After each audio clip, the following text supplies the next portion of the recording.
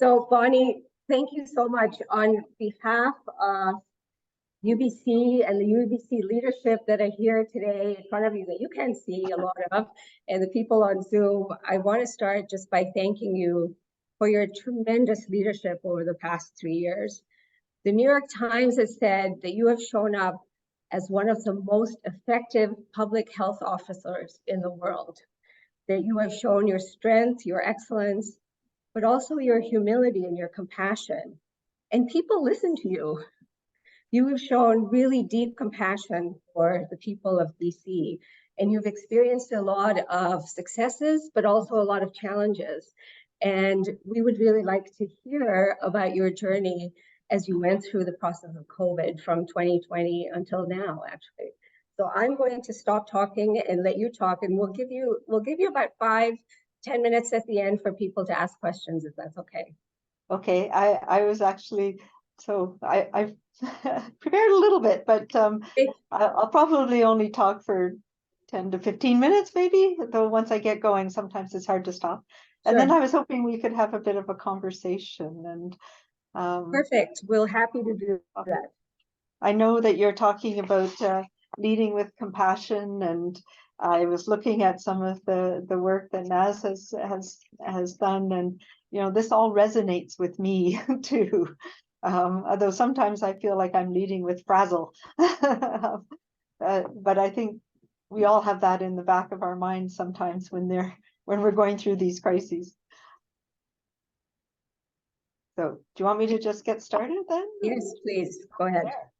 All right. Well, thank you. And it is wonderful to be here with you. And I hope you can hear me at the back of the room there. Is that all right? Good. I do want to start by acknowledging that I have the privilege of speaking to you today from the traditional and unceded territories of the Lekwungen speaking people, the Esquimalt and Songhees First Nations, and what we know as Victoria. And I have the pleasure of living and working and very occasionally playing on these lands on a regular basis.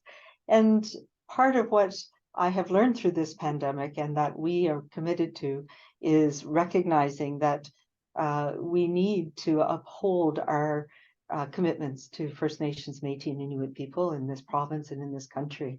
And that part of my job is to show my trustworthiness to First Nations, Métis, and Inuit people. And one of the ways we do that is recognizing land acknowledgements, but also that First Nation territories encompass every inch of this province we now call BC. And that the First Nations in BC have inherent rights to these lands that are rooted in the connections to the lands and waters that have never been ceded. I also recognize the generations of Indigenous rights holders who are First Nations, Inuit, and Métis from elsewhere in Canada who also call these lands and waters home now. I do want to start with that because that is something that as a leader I have found is incredibly important in enabling people who have in many cases been differentially negatively impacted by what we've been through in the last 3 years. And it is important for us to take that on. And I'll talk a little bit more about that. I will also say, May the 4th be with you, another important recognition for some people. So you asked to talk about my experiences of leading BC's response to the pandemic in the context of compassionate leadership and my particular style. And I'm never very comfortable about talking about myself. And so I thought I would just talk a little bit more about the role that we played, that I played, and how my thinking and the thinking of the other chief medical officers of health as leaders and decision makers through this pandemic. So I believe we all are as leaders, or as what we bring to the work that we do is a product of our experiences, and you have that as well. For me, I've had past experiences of major crises like the SARS outbreak in Toronto, where I was one of the operational leads, the H1N1 influenza pandemic in 2009 that had some very real impacts on our belief about our vulnerability or not to pandemics in the future. And I think particularly in the political side. I've also had the very moving experience of working with communities in crisis through Ebola outbreaks, which are incredibly fearsome in ways that we thankfully didn't see as much with the SARS-CoV-2. And I spent a lot of time as a leader in developing and thinking about the Canadian pandemic influenza planning document. I chaired a committee that was supposed to be a 2-year time-limited committee that started in 2010, and I'm still chairing it, though it's morphing a little bit through this through the pandemic. But a little bit ironically, in November of 2019, I was in Rome at a meeting of WHO and G7 leaders talking about public health measures in a pandemic, and would we do things like close schools, and what's the evidence? And it was at that time that those of us who pay attention to these things were starting to get really nervous about some of the things that we were seeing in China. And I've written some of this in a book, but thinking about the similarities, almost the same language that was being used to explain what's happening in this area of China, now Wuhan, was very similar to what happened prior to the SARS outbreak in 2003. Where it was admitted, the Chinese government said, oh, it's a small outbreak of a type of pneumonia, atypical pneumonia, we call it in our world. And, oh, but it's okay, everything's settled down, everything's okay.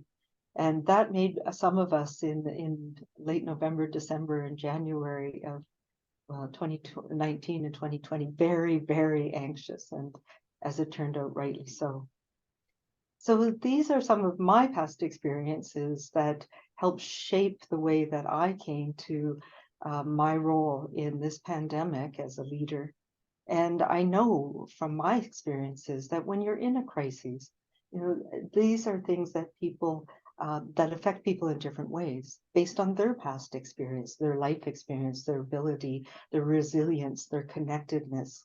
And we know that in a time of crisis, many people react with anger or lashing out because they fear that loss of control. For many people, it can be freezing, not being able to do anything. But for many, many people, it can bring out the best in what we do. It can bring out altruism. And how we communicate as leaders during these times of crises can really support people to reach that place of altruism, of knowing that we're in this together, of reaching out to each other, of supporting each other. And I'll talk about that a little bit at the end when I talk about, why kindness is so much a part of who I am as a leader. I also believe from my past experiences that if we tell people what we want them to do and give them details about that, but not only just what to do, but why. We tell people why we want you to do that. And really, really importantly, give people the means to do what we're asking them to do. And that's often missing in our emergency responses. We say, stay home from work when you're sick. But if you're a low-income worker working shifts at a poultry processing plant, living in a multi-generational home where you are the only support for your family, and if you don't go into work, you're not going to get paid. And not only that, but you'll probably get fired and they won't have you back. Those are the things that we were dealing with as a community when this started. So these are the things that some of the decisions that we made as a community as we went through this pandemic were with those philosophies in mind. And I'm thankful that the government actually listened to me occasionally. And one of the things that I'm most proud of that we went and got out of this pandemic was mandatory sick leave, because you can't tell people to protect themselves and their families by staying home if you don't have an ability for them to be able to feed their families. The other thing that, as I mentioned, we need to tell people what we want them to do and why. And so from the very beginning of this pandemic, I was adamant that we needed to put out data in a way that we had never done before. And now 3 years later, there's a lot of people who are very dependent on numbers. And it seems like, we've become maybe more epidemiologic literate than we were in when this all started. But the very first time we did a presentation that included modeling data, it was very anxiety provoking, particularly for government leaders. They're not used to being that open about things. And I remember, open's not the right word, but giving that level of detail when there's a lot of uncertainty about things and things will be changing. Change is seen as something that is fearsome and to be avoided as much as possible. And we've seen that. We see that in people even now. Every time a change is made, there's anxiety, there's a questioning, there's people who use that as a tool to say, see, you were wrong. You didn't know what you were talking about because now you're changing. So as a leader, part of my job was to say why we needed to make these changes. And part of that meant putting out as much information as we had and being very open about this is what we have now. This is what we can expect in the future. And I remember very early on, I was doing an interview with the Globe and Mail, and down the front page of the paper, it says, Dr. Bonnie Henry says that this virus is going to come here, and these are some of the things that could happen. And the minister called this is all in the cone of silence, right? The minister called the communications person to tell me that I'm not allowed to say those things. And I was like, no, that is my job to say those things. We have to tell people what could possibly happen, because that's how we start to be able to adapt and to think about how we're going to adapt if it happens there. So we went out with way more information, telling people what we called the reasonable worst case scenario. And I think it is important because that helps us prepare. When we tell people this is the worst that can happen, this is what we think is going to happen, it helps us in our collective understanding of how to get there. The other thing I thought was very important, my other funny story was we were just going to give our first media presentation, and I was talking about PPE, and the minister said, you can't use that term. Nobody will know what you're talking about. So how many people today don't know what PPE is? It's how much we have changed and how much we have learned over these last 3 years. And so it is important to tell people what we need you to do, what we need you not to do, but also really importantly, what you can do, to give people things that you can hang your hat on, that you do, that will make a difference. And for me, part of that from very early on was setting the stage that this is going to change us. This is going to have an effect on all of us, but there are very important things that you need to do every day. Go outside, and you may have heard me say that many times, go outside and play. Find joy in every day. That's so important. That's what we need to get us through these crises, and to be able to talk about that. Hug your family, especially teenage boys. Those are the things that you can do, even when things are shutting down around you and there's so much uncertainty. And uncertainty is a very uncomfortable thing for us to live with or to be going through. So that was my way of trying to lead us through this, by being very open about what we were facing, by trying to appeal to people's sense of altruism, not fear, not anger, not lashing out or paralysis, but knowing that we could get through this, and we needed to get through this by working together and talking about words like love, words like caring for each other, words like finding joy. I think one of the things that I've said a number of times is a quote from Rachel Carson, which always resonated with me. And she wrote Silent Spring as an environmentalist from a number of years back. But she said, most of us walk unseen through the world, unaware alike of the beauties, the wonders, and the tragic intensities of the lives being lived around us. And I think one of the things that crises like what we have been through reveal and see for the first time is those inequities that exist in our society. And COVID didn't cause those, but they certainly opened our eyes to it. So we know that this pandemic affected all of us, and everybody suffered in small ways or in big ways. But people who were Indigenous, First Nations, Métis and Inuit people, racialized people, people with lower incomes, women, our elders and seniors, and in many ways our youth and young people suffered more than others.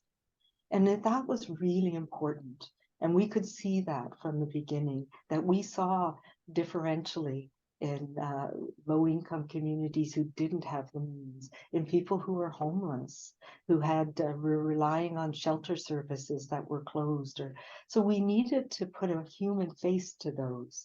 And the importance of in particularly caring for our elders and seniors and knowing that we could make a difference in their lives. And I've also said, we're all in the same global storm, but we weren't all in the same boat. And that was something that was recognized, I think, here and other places around the globe, that we needed to be able to address those inequities. And it's something that I hope as leaders that we can continue to do the work on. And that's why the simple measure of acknowledging inherent rights of First Nations, Métis, and Inuit people, it has become so important to me as a leader and to my office as a way of showing that we recognize this, and we recognize that you can feel safe identifying as somebody as First Nations, as Métis and Inuit, when you're dealing with us, when you're talking with me as a leader. I will say that one of the things that's unique, and we all face when we're leaders, is that these decisions weigh heavily on you. In some ways, I talk about the ethical decision-making framework that we use in public health. That's really important. And the trying to do just enough. And one of my good friends who's an ethicist said this to me early on in the pandemic. And she said, Bonnie, your job is to do just enough. But you can never get that perfect. You can never get that exactly right. So that is the challenge, and that's the weight of the burden that we bear. I know that COVID and the virus and had differential impacts on some people in our communities, particularly elderly people, people who had immune compromising conditions. But I know the measures we put in place to manage this pandemic also had negative effects on some people more than others. And balancing those harms, balancing that was the challenge that we faced as leaders, doing just enough. And knowing that that if you can never get it exactly right, but you needed to err on the side of least harms. And those were tough decisions. It was never easy to know which would be the least harms for which groups of people. And if you were erring on the side of least harms, there are other ethical principles that I needed to take into account too. So it is about least restrictive means, doing the least possible for the shortest amount of time. And that sounds pretty simple, but even things like very recently lifting the order, the provincial health officer order that said everybody in a healthcare facility must wear masks at all times in that healthcare facility. That was controversial. For me, we were at the end of the respiratory season. It was at a time when the risk had gone down because of, from influenza, from RSV, and from COVID, because so many people had stepped up and been vaccinated. We had a level of immunity in our community that meant that I could no longer ethically justify having an order that required people to take specific actions when the risk and the harms and benefits was no longer in equipoise. So, and I guess in some ways I may have got it right, because I've got negative responses on both sides somewhat equally. That was way too much. You never should have kept it on that long. How dare you have an order in the first place? And that's overreacting to, you haven't considered the human rights of people who are clinically extremely vulnerable, and that you should keep these mandates on because they're saving lives and they're important for a certain group of people. So it's very, very challenging to walk that tightrope and that line. So I had a few thoughts about some of the things that I've learned from this, and I've got a couple bullet points. So I said, one is knowing your legal framework, and that's more or less important depending on the decision you make and where you're working and what the leadership role that you're in. But it's very important for me for some of the decisions we had to make through this last 3 years, and other decisions that I make in my role. But I also say, know your legal framework, but also know your lawyer. And that's something that's important, because lawyers have a one way of approaching things, and sometimes that can be more a risk management approach than a balancing of risks and harms approach that I need to take. So important things. I say always know your ethical decision-making framework. Be explicit about it, be transparent about it. And we have an ethical decision-making framework that I published very early on around COVID, around vaccine decision-makings, so that it's out there and people can see what we took into consideration and balancing. But those things are not always easy either. And we talk about least restrictive means. I talk about having things in place for the shortest amount of time, about reciprocity. So those who are most differentially affected need to have supports, more supports. And that was one of the things that it became a negotiation with those who could provide those supports, whether it was in healthcare or whether it was government providing income support for people who needed to be off work because their work environments were risky for COVID transmission. I believed that, and I talked about giving people the information about why you want them to do a certain thing. And I believe, and I still believe, that nuance can make a difference, and that nuance, that people can accept nuance. I have come to learn that nuance leads to anxiety for a lot of people. So my advice to myself is, understand that nuance leads to anxiety, but still try to be nuanced, because nothing is ever either or black or white. And we see that all the time. People say to me still, well, it's airborne. Well, of course it's airborne. In some situations it is, but it's not a yes or no. It's either airborne or not airborne. It's a virus that is spread through the air in many different ways. And in some situations, it can meet this criteria that we call airborne. And other times it's more likely to be in a larger droplet. So all of these things are important, but that nuance can sometimes be very challenging for people to accept. And it's much easier to say you're right or you're wrong. The other thing that I say is, change leads to anxiety. And I learned that early on as well. So what I try and do, or what we tried to do, was put all the changes together and say, okay, these are all the changes we're going to do, instead of having a change today and a change tomorrow and a change, because every single change, no matter what it is, big or small, leads to the same amount of anxiety.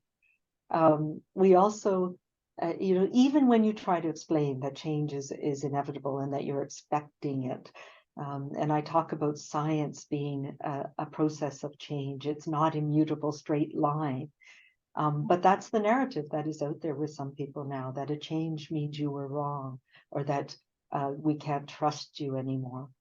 So that's a challenge one. And I say, change leads to anxiety, even when you're explicit about why you're changing and what the change is. But we still need to make changes, and we need to have the courage to make those changes when evidence changes. That's important as a leader and a challenge that we face. I've said many times that data and evidence never tells you what to do. It's important, it's essential in the decisions that we make, but it always, always has to be put in the context of values and preferences and judgments. And that's where our role as leaders becomes so important. And sometimes that means that walking that tightrope between the scientific or the pure theoretical data analysis and evidence papers and the latest studies, and respecting the role of those that we elect in our democracy, and in my case, the elected leaders, to help us put a gauge on where those values and preferences and judgments are, and using your own judgment about that to help inform those discussions. Nothing is ever as clear as we would want it to be.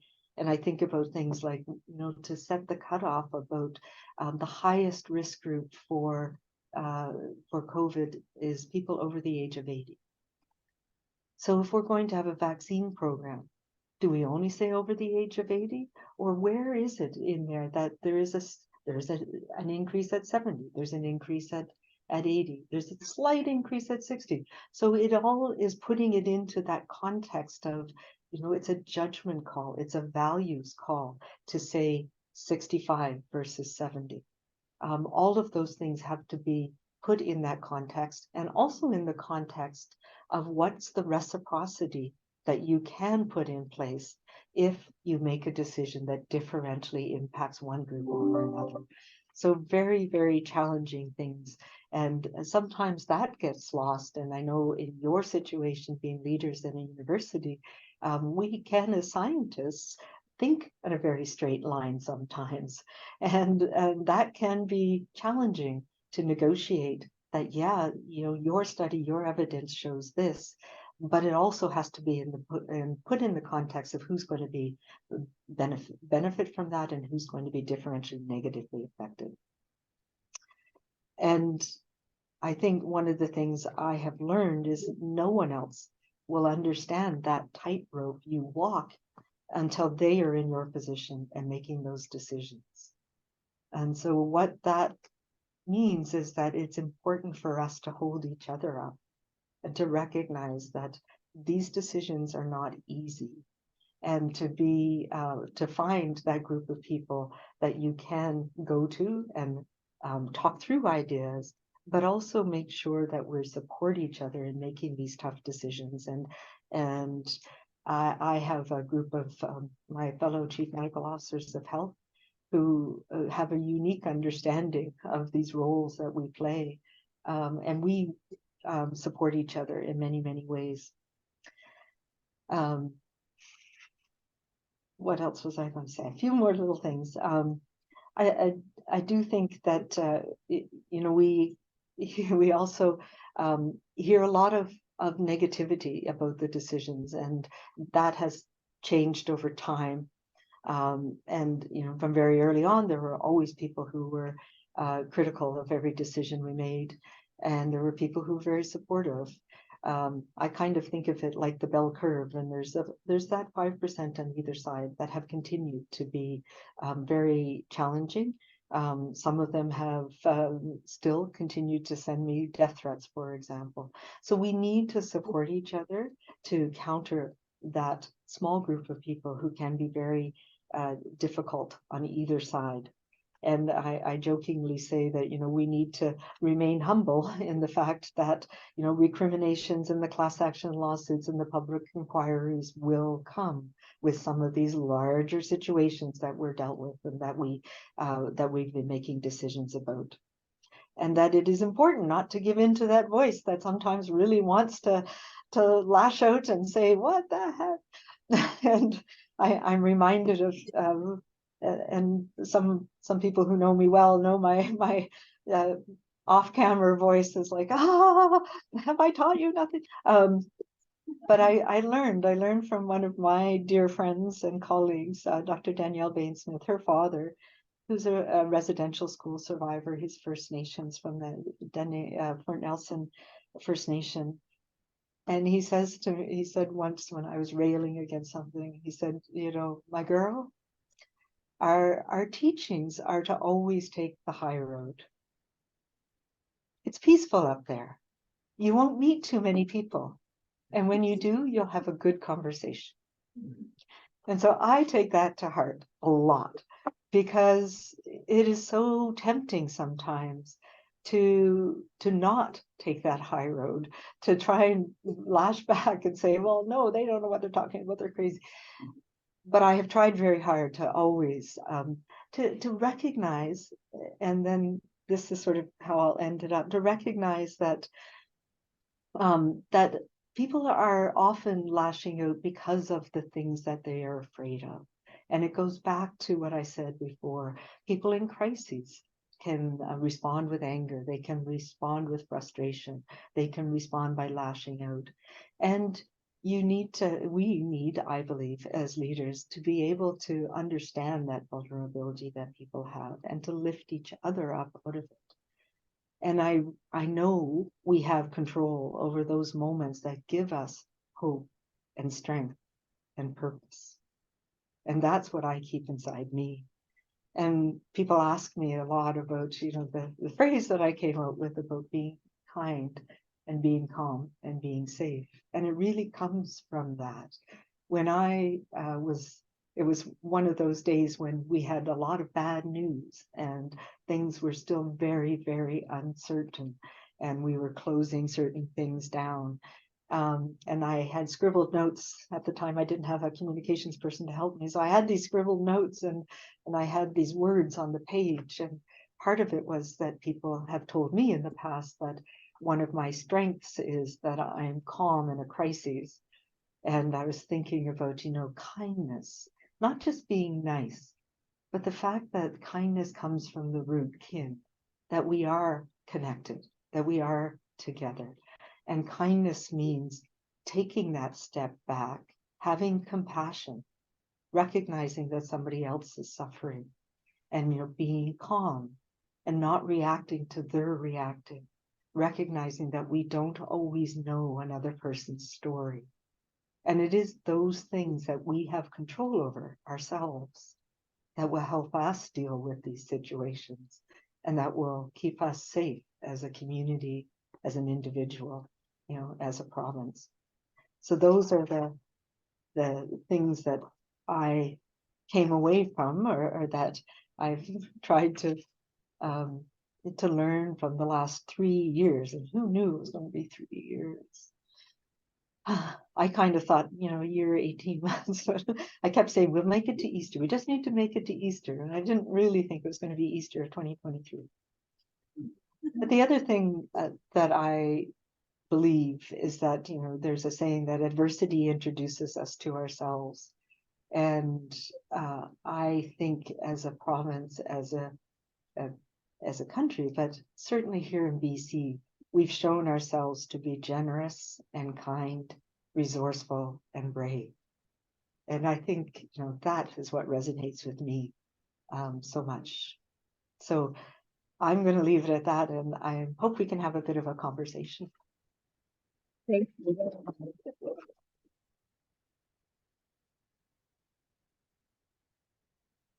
Bonnie, I know that you have another meeting. I wanted to say that so much of what you said resonated with me, and I wish we could have you for a much longer time to talk about this.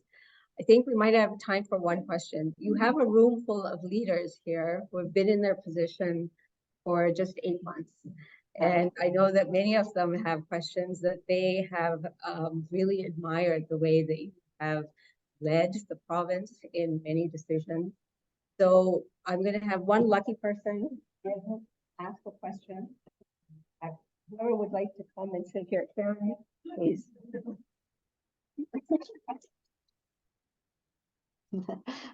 Okay, my other leadership tip is wear cool shoes. Hi, Bonnie. My name is Karen Ragunat, and it is such an honor and a pleasure to meet you. I just wanted to ask you in particular, as you talked about compassionate leaders. We've all seen, your leadership, greatly admired, but also know that you came under a lot of attack.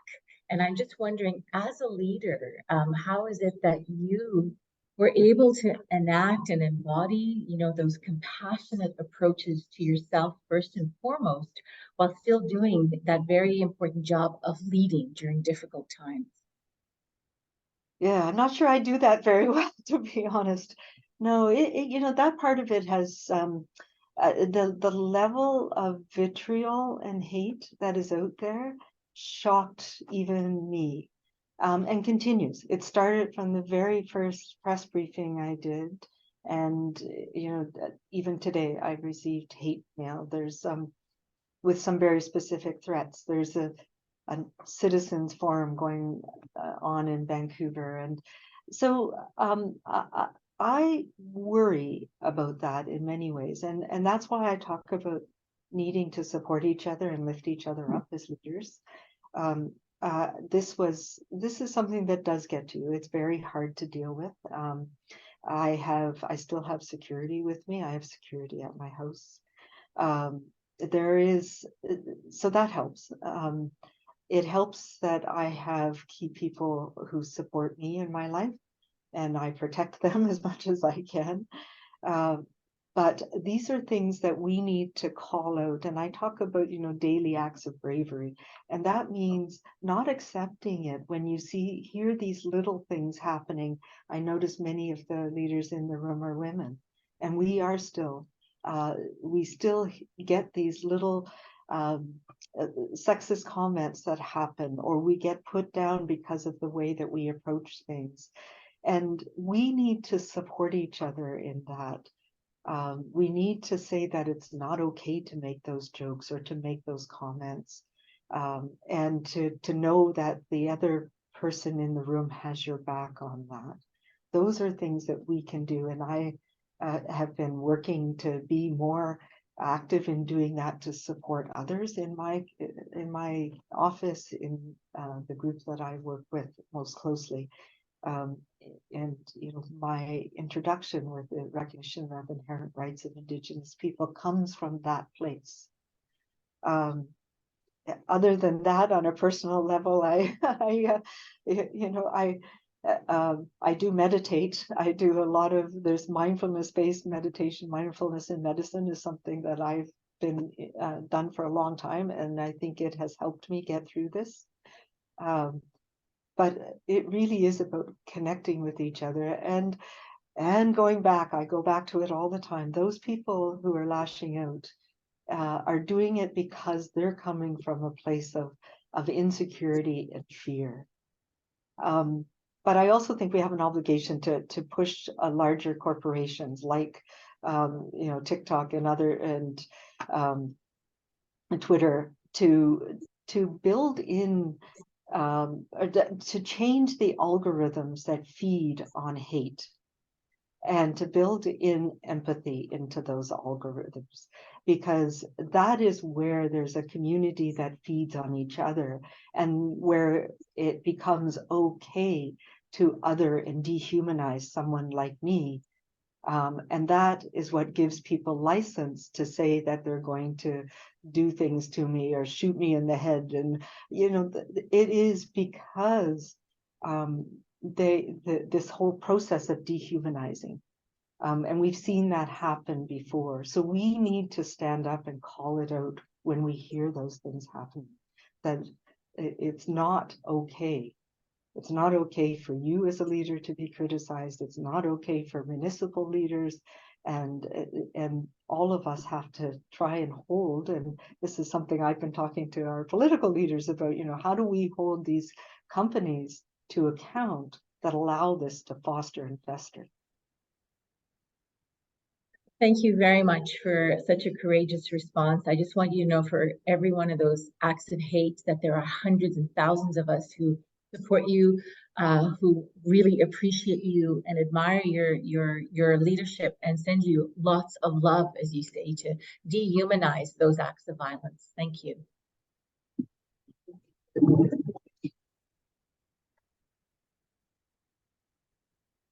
Thank you so much, Bonnie. I hope that you will agree to come back and speak to the leaders again another time. We'll have an hour and a half next time.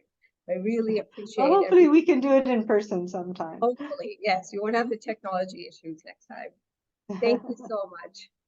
All right. Thank you so much. Take care.